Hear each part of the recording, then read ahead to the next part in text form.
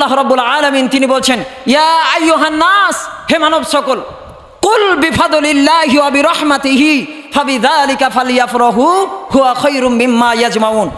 আল্লাহ রাব্বুল আলামিন স্বয়ং তিনি বলছেন, আমি যে তোমাদেরকে আমার হাবিবকে আমিনার দুলালি স্বয়ং বিশ্বজাহানের নবীকে রহমত স্বরূপ তোমাদেরকে পাঠিয়েছি, এটা তোমাদের জন্য ফজল এবং রহমত স্বরূপ তোমাদেরকে দান করা হলো। সকলে বলছি সুবহানাল্লাহ। আল্লাহ তাআলা নবীকে দান করেছেন আমাদের জন্য ফজল এবং রহমত স্বরূপ। এতে খুশি প্রকাশ করতে হবে না হবে না? অবশ্যই করতে হবে। আমরা আল্লাহ তাআলার রসুলের জন্মে আমরা আনন্দিত, কারণ আল্লাহ তাআলা বলছেন, কুল বিফাদলিল্লাহি ওয়া বিরহমাতিহি ফাবিযালিকা ফালইয়াফরাহু। আল্লাহ তাআলা বলছেন, আমার হাবিবকে যে দান করা হলো তোমরা খুশি প্রকাশ করো। তো রাসূলুল্লাহ সাল্লাল্লাহু আলাইহি ওয়াসাল্লামের যেই জীবনটা ছিল, যেই সিরাতটা ছিল, আল্লাহ তাআলা রসুল যে দুনিয়ার বুকে যে আবির্ভাব হয়েছেন, এ তিনটা দিক: এক, রসুলের মিলাদ; দুই, রসুলের হায়াত তথা সিরাত; আর তিন হচ্ছে রসুল আকরাম সাল্লাল্লাহু আলাইহি ওয়াসাল্লামের ওফাত। এক, রসুল্লাহ সাল্লাল্লাহু আলাইহি ওয়াসাল্লামের জন্ম বৃত্তান্ত কিভাবে আসলো, এই ঘটনা নিয়ে আমাদেরকে দীক্ষা নিতে হবে। এটা হচ্ছে দীক্ষার জন্য। আর রসুল আকরাম সাল্লাল্লাহু আলাইহি ওয়াসাল্লামের সিরাত কোনটা? এই সিরাত হচ্ছে রসুলের কথা বার্তা, চলা ফিরা, উঠা বসা, 63 বছরের জিন্দেগিকে আমাদের ভিতরে লালন পালন করার কথা। বলেন ঠিক কিনা?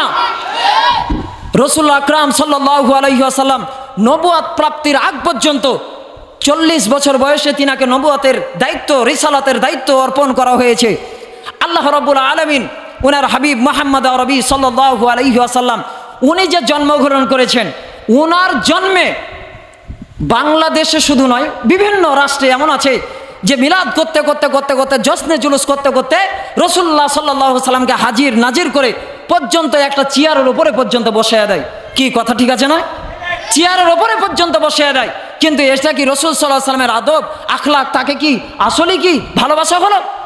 আর রসুল সাল্লাল্লাহু আলাইহি সাল্লামকে ভালোবাসা মানেই কি হচ্ছে ফেসবুকে স্ট্যাটাস দেওয়া, আই লাভ ইউ রসুল, মানে আমি রসুল সাল্লাল্লাহু আলাইহি সাল্লামকে ভালোবাসি, তাই নাকি?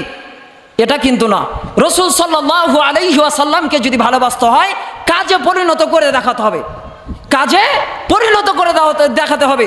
তো যেই কথা বলছিলাম, 40 বছরের আগ পর্যন্ত রসুল্লাহ সাল্লাল্লাহু আলাইহি ওয়াসাল্লামের নাম ছিল একটা আল আমিন।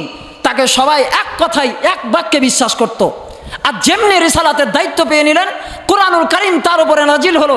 আর যেমনি আল্লাহ রাসূল সাল্লাল্লাহু আলাইহি ওয়াসাল্লাম দাওয়াত দিলেন, দিনের দাওয়াত, তখন বলছে এটা আব্দুল্লাহর বেটা মুহাম্মদ পাগল হয়ে গিয়েছে।